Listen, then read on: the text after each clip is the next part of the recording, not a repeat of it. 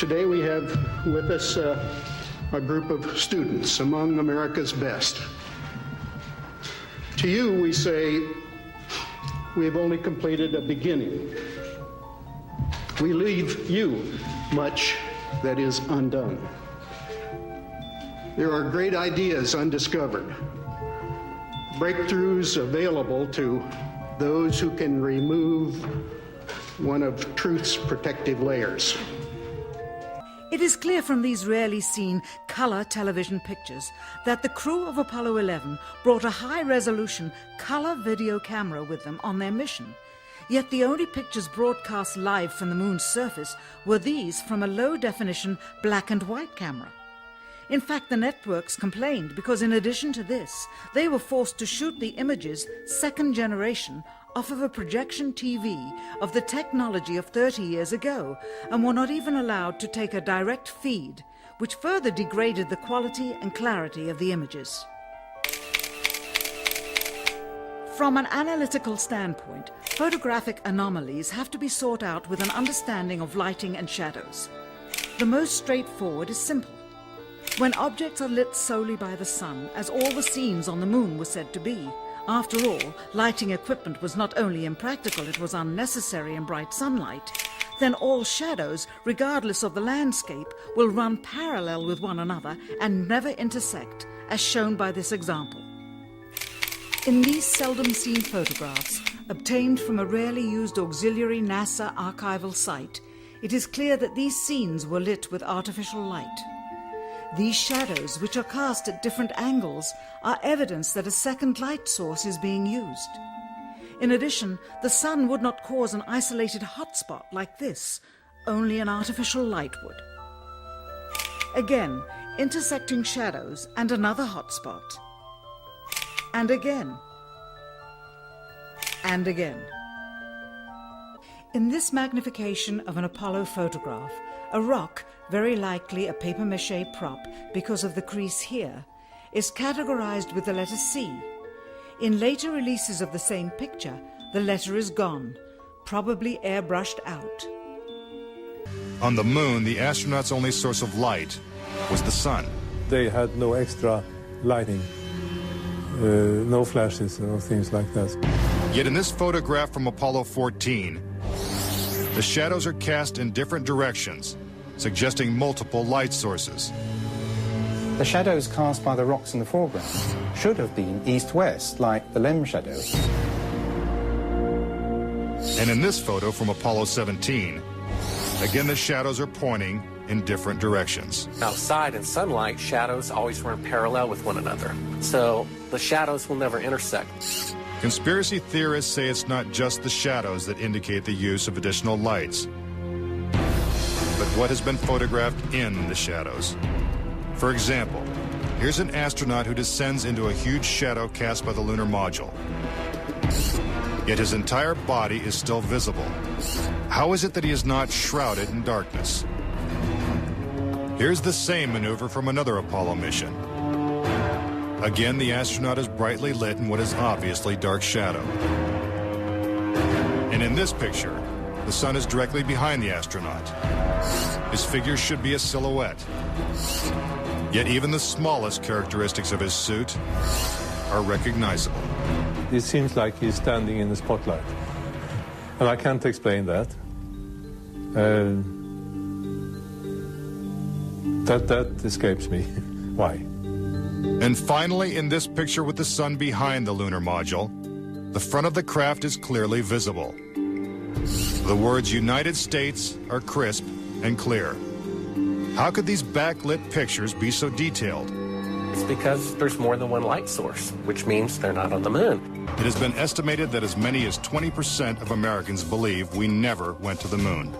Is it really possible that NASA deceived the world? According to a former astronaut, it's entirely possible.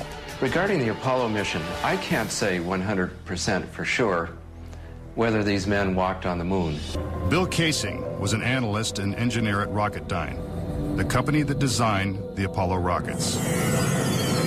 There were many problems that evolved during the 60s that led people to believe that we're never going to make it to the moon.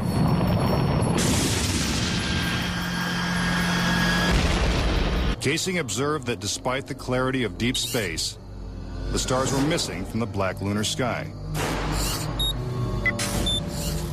He saw the American flag waving, even though there is no air on the moon.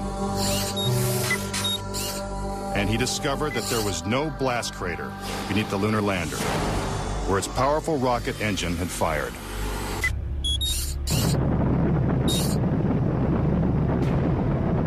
The noise level of a rocket engine is up into the 140, 150 decibel range. In other words, enormously loud. How would it be possible to hear astronauts' voices against the background of a running rocket engine? Picking up some dust. 30 feet, 2.5 down.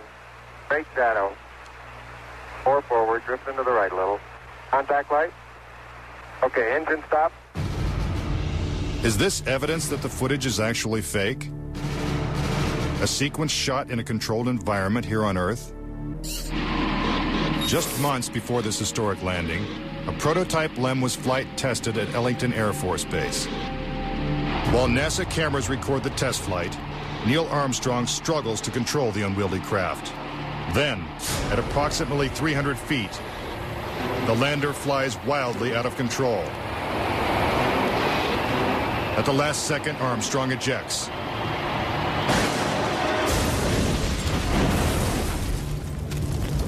And floats to safety.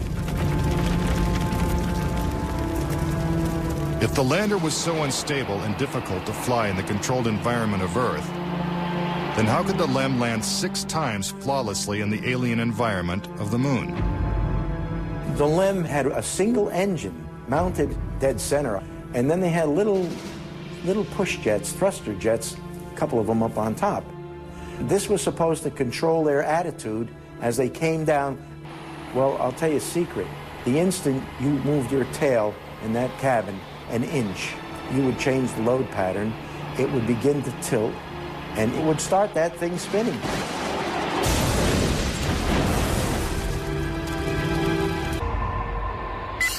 The fact that there's no blast crater under the LEM is one of the most conclusive pieces of evidence that I find supporting the hoax. In fact, no sign of a blast crater is visible for any of the 6 lunar landings. Yet NASA's own scientific illustrations clearly depict a blast crater. Then there's one other point. If they had truly landed on the moon, this dust would have then descended on the lunar lander, on the foot pads, and we find not a trace of dust on the foot pads. In the footage of the ascent stage going up, what you don't see is an exhaust plume coming out of the rocket engine nozzle. What a ride, what a ride. But what do we see? We see the ascent stage suddenly pop up without any exhaust plume whatsoever, as though it were jerked up by a cable. It's absolutely unreal. Although it appears that the astronauts are moving in the moon's gravity, which is 1/6 that of the Earth, Percy notes that when the speed of the film is doubled, the astronauts appear to be running as if in Earth's gravity.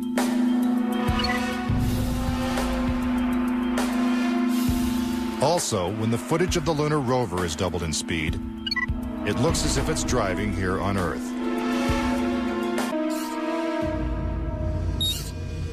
If there is no air or wind on the moon, why is this American flag waving? The fact that the flag flaps on the moon where there's no atmosphere means that there must have been a little blast of wind out in Area 51 where they shot this. These 2 photos seem to have the same mountain backdrop, yet the lunar module is only present in one of them. Seemingly impossible, since the LEM never moved and its base remained even after the mission. What a ride, what a ride. some suggest the same artificial backdrop was used when shooting two entirely separate pictures. Background discrepancies are also apparent in the lunar video. The best evidence are some pictorial anomalies in the photographic record of the trip to the moon. There is one for Apollo 16 where the same shot, the same hill, appears in 2 different days. This tape was shot on what was reported to be the first of Apollo 16's lunar excursions. But it couldn't pick a better spot. And this video was from the next day at a different location. That is the most beautiful sight. NASA claims the second location was 2.5 miles away. But when one video is superimposed over the other, the locations appear identical. For reference, crosshairs were permanently etched into the lunar cameras, so they would have to appear on top of every image. But in this photo, a crosshair is behind a part of the lunar rover. This situation is impossible and has to be the result of technical manipulation and doctoring of the image. And in this photo from Apollo 11, the equipment in the foreground is covering the crosshair, not behind it. And in another from Apollo 12, the American flag is covering one crosshair and the astronaut is covering the other.